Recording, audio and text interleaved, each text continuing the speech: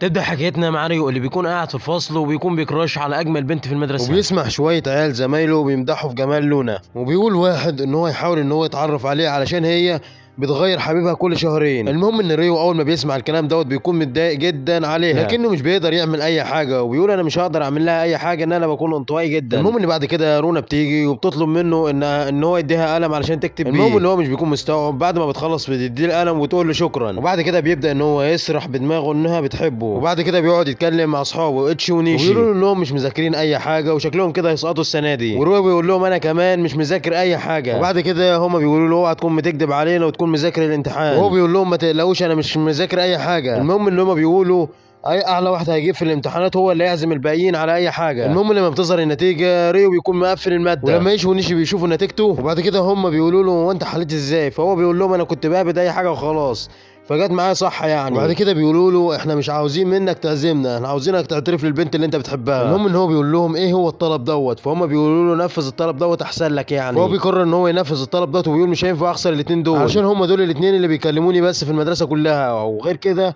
علشان ترفضني وارتاح من الكلام دوت. واتش ونيشي بيكونوا بيراقبوه لحد ما بتيجي لونا، وبعد كده لونا بتقول له انت كنت سايب لي رساله، هو انت كنت عاوز حاجه؟ المهم ان هو بعد شويه تردد كده بيقول لها ان انا بحبك يا فنانه، فهي بتقول له انت بتحب فيا ايه؟ بيقول لها عشان انت جميله وكل حاجه، فهو بيكون مستني انها ترفضه، وهو بيكون مستني انها ترفضه، لكن بيصدم انها بتقول له يلا نرتبط. المهم ان هو من الصدمه بيصوت، فهي بتقول له بتصوت ليه يالا؟ وبتقول له مش انت اللي احترفت لي؟ ومش بيكون مصدق انها بتتكلم بجد، وبعد كده بتقول له انجزني يا عم احنا هنرتبط ولا لا؟ وبعد كده بتقول له ما دام احنا ارتبطنا فتعالى وصلني للبيت يا حبيبي. المهم ان هو مش بيكون مستوعب ان دوت حلم ولا حقيقه، بس هو بيقول لو حلم مش عاوز اصحى منه ابدا. وبعد كده بنشوف اتش ونيشي بيكونوا مصدومين جدا من كتر الصدمه، بيكونوا اغمى عليهم عشان كانوا فاكرين رونا هترفض ريو. المهم ان هم ماشيين، فهو بيسالها هو انت ليه ارتبطتي بيا؟ وبيقول لها انا مش وسيم، وغير كده انت ما اتعاملتيش معايا قبل كده، وبيقول لها انت مش عارفاني، فهي بتقول له انا اتعرف عليك لحد ما اعجب بيك، وبتصدمه وبتقول له انا معجبه بيك شويه كمان، وهو بيقول لها نعم، فهي بتقول له اه والله الارتباط هيخلينا نتعرف ببعض اكتر، وبتقول له الاعجاب دوت ممكن يتحول لحب في وقت قريب يعني. فهو بيقول رونا بترتبط بالرجاله كتير علشان توصل للحب الحقيقي. المهم ان بعد كده بيوصلها البيت، فهي بتقول له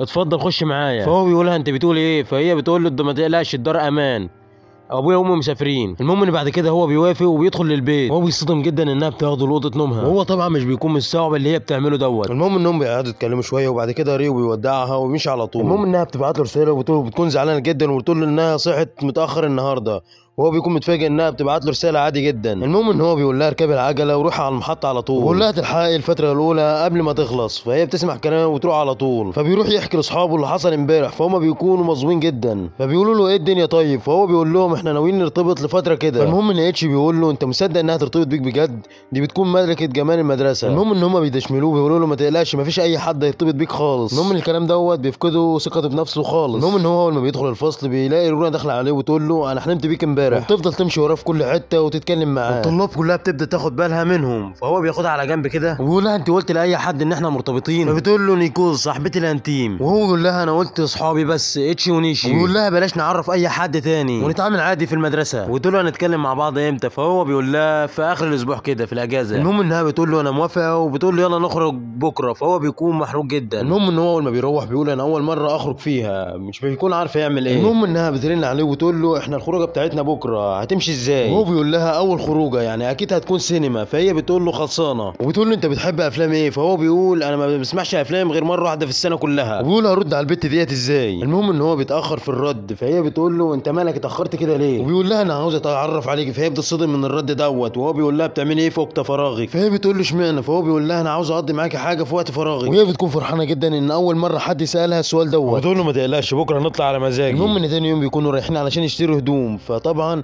هي بتكون بتلفت الانظار كالعاده، والواد التعبان دوت بيكون بيحس بالنقص وبيقول هي في مستوى بعيد عني خالص، فهي بتساله لو الخروجه ديت بتكون ممله بالنسبه له، فهو بيقول لها لا عادي. المهم ان هو بيقول لها الخروجه معاكي بتكون حلوه جدا، فهي بتقول له ما بلاش الكلام المحرج دوت. المهم انهم بيروحوا، وهو اول ما بيروح بيبعت لها رساله، المشكله انها مش بترد عليه، وهو طبعا بيبدا ان هو يتخيلها وهي مع شاب غيره، وانها كانت بتتسلى بيه طول الفتره اللي فاتت دي، وبعد كده بتبعت له رساله ان هو يقابلها جوه الجنينه، وهو كان فاكر انها تطلب منه انهم يتفصلوا، لكن هي بتكون جايبه له جراب، وبتقول له انا جبت لك جراب وليا انا واحد كمان، وبتقول كل واحد بيكون لي نسخه واحده، لكن انا اشتريت نسختين عشان يكون انت عندك جراب نفس جرابي، وبتقول له انا امبارح كنت مستنيه في الطابور الطويل علشان اجيب لك الجراب، علشان كده تليفوني فصل. وريو بيقول لها انا كنت فاكر انك ناويه تسيبيني، وبيقول لها انا ما كنتش فاكر انك هتجيبي لي هديه حلوه زي دي، وبيقول لها انا سعيد جدا بالهديه الحلوه اللي انت جبتها لي ديت. فهي بتقول له انا سعيد علشان انت سعيد. المهم ان بعدها بيتمشوا علشان يروحوا، فهو بيحكي لها على اول حب هو كان بيحبه، وان هو كان في اعدادي بيحب بنت اسمها ماريا، وكان رايح يعترف لها لكنها قالت له انت زي اخويا يا ابني، ومن ساعتها هو مش واثق في نفسه. المهم ان المدرسه تاني يوم بتقول ان في طالبه جديد جت للمدرسه دي، والمفاجاه انها بتكون ماريا. المهم ان ريو اول ما بيشوفها بيكون مصدوم جدا ويفتكر لحظه رفضها ليه. المهم ان هو بيقول انا معايا واحده احسن منها وهي حبيبتي رونا، وبيقول انا مش هشغل بالي بيها وهبعد عنها قد ما اقدر. والمشكله ان المدرسه بتخليها تقعد جنب ريو على طول في التخته اللي جنبه. المهم ان هو بيصرخ من الصدمه، وبعد كده بيقابل نيكول اللي مش بتكون طايقاه خالص لانها البيست فريند بتاعت رونا، وبتقول له تعالى يا ولد عاوزك في كلمتين، وبتقول له انت تعرف ان عيد ميلاد رونا بيكون يوم الاحد اللي جاي؟ هو بيقول لها لا، وبتقول له انت ازاي حبيبي يالا انت، وبتقول له انا كنت عاوز اقول لك كده علشان تحتفل معاها، وبتقول له حاول انك تساعدها علشان ما شلوحكش. المهم ان هو بيكون عاوز يجيب لها هديه بس مش بيكون عارف يجيب لها، فهي بتقول له ما تسالها،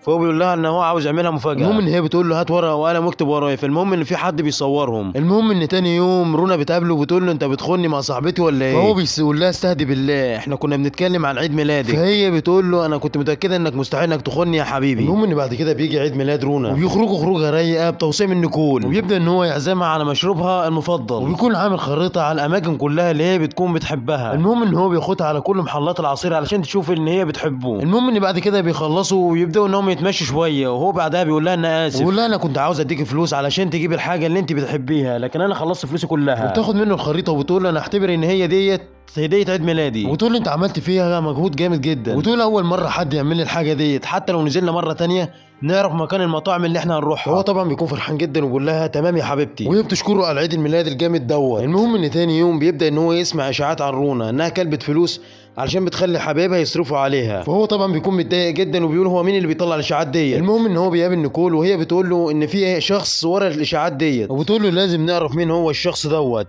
المهم ان بعد كده في الفصل بنت ماريا بتكون بتقرب منه وبتقول انا ما كنتش فاهمه يعني ايه حب، لكن دلوقتي انا فاهمه وممكن نقرب من بعض عادي. فريو بيكون متوتر وبعد كده بيقول لها انا مرتبط دلوقتي ومش هينفع، فهي بتقول له مين ديت؟ فهو بيقول لها مش هقدر اقول لك دلوقتي لان هو لو اتعرف ان هو مرتبط برونا فالطلاب كلهم هيسخروا منه. المهم ان بعدها هو ماشي بيشوف رونا واقفه مع واحد كده، فبتقول له لا مش هينفع انا مرتبطه دلوقتي، فهي بتقول له انا مرتبطه دلوقتي، فهو بيقول لها انت ليه ما قلتيش على حبيبك؟ بيقول لها هو انت مكسوفه منه علشان هو فاشل ولا ايه؟ وريو بيكون متضايق لكنها بترد عليه وبتقول له انا ممكن اقول للناس كلها لان هو طبعا مش فاشل، وتقول له ان هو بيكون خجول شويه لان هو مش عاوز حد يعرف. وريو طبعا بيكون متاثر جدا من الكلام اللي هو سمعه ده، وبعد كده بيقعد جنب ماريا واللي بتكون هي اللي مطلعه الاشاعات عن رونا وبتقعد تشتم في رونا، فهو بيقول لها بطلي تقولي كلام كاذب عن رونا، وهو بيقول لها انها بتكون كويسه جدا وبتراعي شعور اللي حواليها، وهي بتقول له انت عرفت منين؟ وهو بيقول لها بصوت عالي ان هو بيكون حبيب رونا، فهي بتاخد الصدمه، والكل طبعا بيكون مصدوم جدا حتى رونا نفسها، وطبعا محدش بيكون مصدق الكلام دوت لحد ما بتيجي رونا ذات نفسها وبتقول انها بتكون حبيبته، والكل بيقول انها طالما ارتبطت بواحد فاشل زي دوت فهي بتكون لطيفه، وان الاشاعات انها بتستغل حبيبها فهي بتكون كاذبه. فماريا اول ما بتسمع الكلام دوت بتجري، فريو بيجري وراها بيقول لها انت ليه نشرت الاشاعات ديت؟ فهي بتقول له انها زهقت من البنت اللي بتاخد كل حاجه ديت، فهو بيقول لها يعني ايه؟ فهي بتقول له ان رونا بتكون اختها التوأم، فهو بيسالها يعني ايه انتوا الاثنين توأم؟ وبتقول له اسم عيلتنا بيكون مختلف علشان ابوهم وامهم انفصلوا وهم صغيرين، لان الكل بيدلع رونا وبيجي عليها هي، وبتبدا انها تتمسكن وبتقول له ان معاناتها بسبب رونا وان هم صغيرين، وبتقول انها عاوزه تدمر رونا علشان هي محبوبه حتى في المدرسه علشان تكون هي المحبوبه مكانها. فريو بيقول لها مش لازم تكوني انت المحبوبه، فانا بكون مش محبوب وعادي بالنسبه لي. بيقول لها لحد ما قابلت رونا وهي اللي خلتني شخص مميز، فبيقول لها حاول انك تلاقي الشخص اللي يحبك، وبتقول له المفروض الكلام اللي انت قلته دوت يفرحني، فبعد كده بتقول لي سيبني لوحدي ومالكش دعوه بيا. وبعد كده بيمشي ريو وبيقابل رونا وبتكون مبسوطه منه جدا وبتقول له انت متاكد ان الناس كلها تعرف علاقتنا مع بعض؟ طيب ولو وصلت لحد هنا ما تنساش تشترك في القناه وتفعل زر الجرس، ويلا سلام.